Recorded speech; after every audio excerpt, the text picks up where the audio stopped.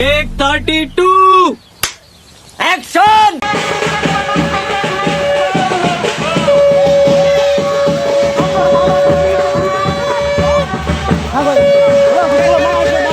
ये सब क्या देखना पड़ रहा है? अच्छा है मैं अंधा हूँ।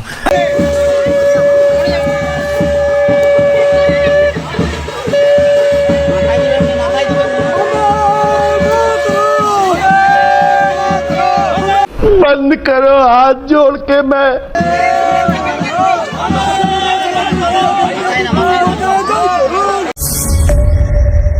আমরা গর্বিত, আমরা চটি চাটা, আমরা গর্বিত, আমরা চটি চাটা। কেন বলছি জানেন? কারণ আমরা সেই চটিটা চাচ্ছি যেই চটিটা কিন্তু সর্বদা সর্বক্ষেত্রে মানুষের পাশে এসে দাঁড়ায়। কার পাশে চটিটা দাঁড়িয়েছিল সেদিনকে? সেই আরজি করের মেটার পাশে, নাকি প্রাপ্য ডিএ আন্দোলনকারীদের পাশে, নাকি 26,000 চাকরি প্রার্থীদের পাশে, নাকি পশ্চিমবাংলার বেকার ছেলে মেয়েদের পাশে, নাকি মুর্শিদাবাদের সেই হিন্দুদের পাশে?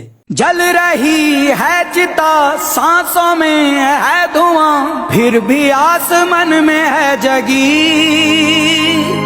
भोर होगी क्या कभी यहाँ, पूछती यही। যুবসাথী, তাদের যুবসাথীদের জন্য ভেবেছেন। যারা পড়াশোনা করার জন্য, যারা বিএ পাস করেছে তাদের জন্য তাদের টাকা পয়সা হাতে তো প্রয়োজন আছে। বলছি দিদি, আপনার কি লাজ লজ্জা বলে কিছু আছে? যদি থাকতো তাহলে বেকার যুবকদেরকে নিয়ে এই ধরনের কথা আপনি বলতেন না। কি বলে? একজন ছেলে লেখাপড়া করে বাড়িতে বসে আছে, বেকার হয়ে কাজ পাচ্ছে না, চাকরি পাচ্ছে না, আর সরকার তার হাতে যদি 500 টাকা তুলে দেয় তাহলে সেটা কি সম্মানের ব্যাপার? আর ওই জায়গায় যদি আপনার ছেলে হতো, তার হাতে যদি কেউ 500 টাকা তুলে দিত আর যদি বলতো যে এটাই হচ্ছে তোমার ভবিষ্যৎ, তাহলে কি সেটা আপনাকে ভালো লাগতো? পোষায় আর না, যতই দাও ততই চাই। সেই চটিটা চাটি, আরে যেই চটিটা সব সময় মানুষের সাথে থাকে, মানুষের পাশে থাকে। বলছি দিদি, আপনার চাটতে ভালো লাগে, আপনি চাটতে থাকুন, তাতে কোনো সমস্যা নেই। কিন্তু আরজি করে সেই ঘটনার সময় আপনি তখন কি চাটছিলেন? দেখো বোঝো অবস্থা। আমি শুধু মহিলা কেন, মহিলারা রান্না করতে পারবে না, এটা সংকট। সংকট সকলের। পেটে তো গামছা বেঁধে আর মোদি মোদি করলে আমাদের পেটটা ভরে যাবে না। পেটে গামছা বেঁধে মোদি মোদি করলে যেমন পেট ভরে না, ঠিক তেমনি সবুজ আবির মেখে দিদি দিদি করলে পেটও ভরে না। बात तो सही है। পশ্চিমবাংলার আসল সমস্যা রাজনীতি নয়, পশ্চিমবাংলার আসল সমস্যা হচ্ছে বেকারত্ব। ঠিক বলেছো। পশ্চিমবাংলার অর্থনীতি আজকে কোন জায়গায়? পশ্চিমবাংলার জিডিপির মূল উৎস কি? পশ্চিমবাংলায় কত ছেলে মেয়ে লেখাপড়া করে ডিগ্রি হাতে নিয়ে বসে আছে বাড়িতে বেকার হয়ে? তাদের ভবিষ্যৎ কোথায়? তারা যাবে কোথায়? সঠিক বলেছেন। এই সমস্যার সমাধান কি 500 টাকা ভাতা? যে ছেলের নিজের ভবিষ্যৎ অনিশ্চিত, তাহলে তার হাতে কোন বাবা নিশ্চিন্তে তার মেয়ের হাত তুলে দেবে? হ্যাঁ না বলো, হ্যাঁ না বলো। উনি যতই সনাতনের গল্প করুন, সবার আগে তো খাদ্য বস্ত্র বাসস্থানটাকে কনফার্ম করতে হবে মোদিবাবু। সেটা তো উনি করছেন না।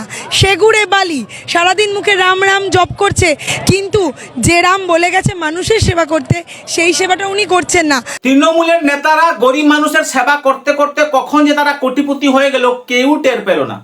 বলেন কি? শোনা যায় কালীঘাটের কেউ যেন 35টা ফ্ল্যাটের মালিক হয়ে গেছেন এই কয়েক বছরে। अगली बार जब भी अपना वोट दो, किसी पढ़े लिखे इंसान को अपना वोट देना। মোদি চাই না, দিদি চাই। দিদি না থাকলে বাংলা শেষ, বাংলায় মোদির দরকার নেই। পশ্চিম বাংলায় আর আছেটা কি? একটা রাজ্য 4টা স্তম্ভের উপর দাঁড়িয়ে থাকে: শিক্ষা, স্বাস্থ্য, রোজগার, শিল্প। যে শিক্ষা একটা রাজ্যের মেরুদণ্ড, সেই মেরুদণ্ড আজকে ভেঙে পড়েছে। শিক্ষক নিয়োগের দুর্নীতি, হাজার হাজার চাকরি প্রার্থীরা আজকে রাস্তায় দাঁড়িয়ে আছে। এবারে স্বাস্থ্য, হাসপাতালে ডাক্তার নেই, বেড নেই, অনেক ঔষধ বাইরে থেকে কিনতে হয়, তাহলে সরকারি চিকিৎসা ব্যবস্থা কোথায়? ঠিক বলেছো। এবারে রোজগার, পশ্চিমবাংলার ছেলেমেয়েরা লেখাপড়া করে বাড়িতে বসে আছে বেকার হয়ে, 1500 টাকায় কি তাদের পরিবার চলে যাবে?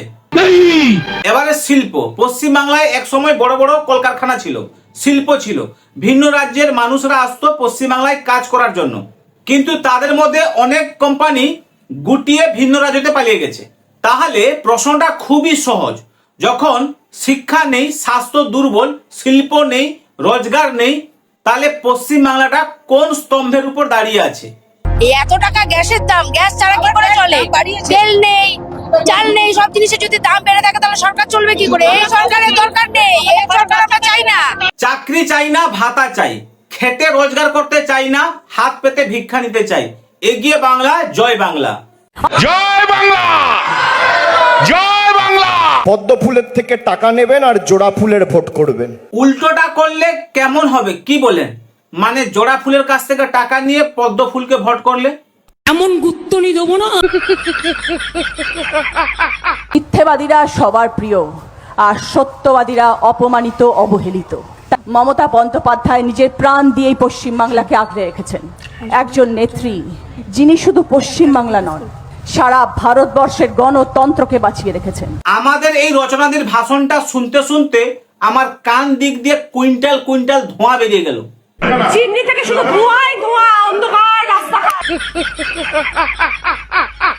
যে বিজেপির জন্য এত লড়াই করছেন আপনারা, তাহলে বাংলায় শুধু মাছ মাংসই বন্ধ করে দেবেন। বাংলা তো ভাতে মাছেই থাকে। 15 বছর ধরে তো মাছ মাংস খাচ্ছি, তাই আর ভালো লাগছে না।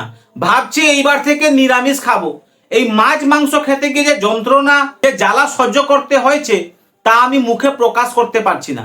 তাই ভাবছি এইবার থেকে নিরামিষ খাবো আর রাম নাম জপ করতে থাকবো। সিপিএম বলছে নবান্ন দখল করব, বিজেপি বলছে বাংলা দখল করব। মানে বাংলা কি মোয়া নাকি? মোয়া, জয়নগরের মোয়া, যে তুমি বাংলা দখল করবে? তৃণমূল যদি বলতে পারে দিল্লি দখল করবে, তাহলে সিপিআইএম কেন বলতে পারবে না যে নবান্ন দখল করবে? পশ্চিমবাংলাটা যদি জয়নগরের মোয়া নয়, তাহলে দিল্লিটা কি হলদিরামের লাড্ডু যে খপ করে তুলবো আর গপ করে গিলে নেব?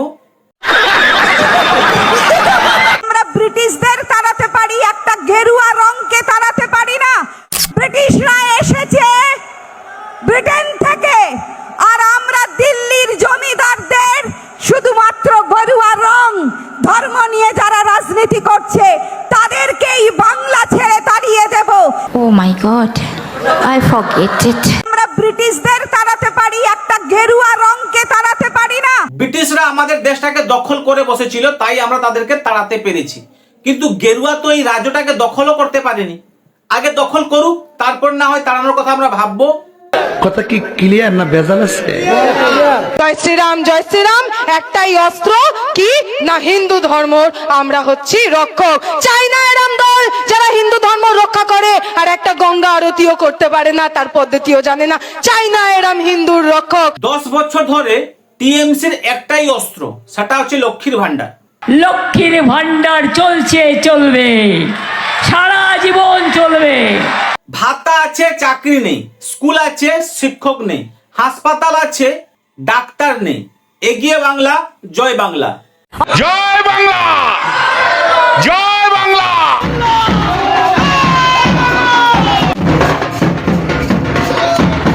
ये सब क्या देखना पड़ रहा है? अच्छा है मैं अंधा हूँ। এই তোর রান্না করে দিল কে? বল। আমাদের প্রার্থী বল তৃণমূলের রঞ্জন কাকু, বল তৃণমূলের রঞ্জন কাকু, বল রান্না ভালো করছে তো? ঠিক আছে, ধরো আমার দিকে তাকান। বিজেপি এত গ্যাসের দাম বাড়িয়ে দিয়েছে, গরিব মানুষজনের সব কাঠ ফাট ভেঙে এনে রান্না করছে। এরপর থেকে যদি কারোর বিয়ে বাড়ি অনুষ্ঠান, জন্মদিনের অনুষ্ঠান, পুজোর অনুষ্ঠান যদি থাকে, তাহলে রান্না বান্না করার জন্য ইনাদের সাথে কিন্তু সম্পর্ক করবেন। যাই হোক, ভালো থাকবেন। আজকে এখানে শেষ করছি, আবার দেখা হয় পরবর্তীতে। জয় হিন্দ, জয় ভারত, অনেক অনেক ধন্যবাদ।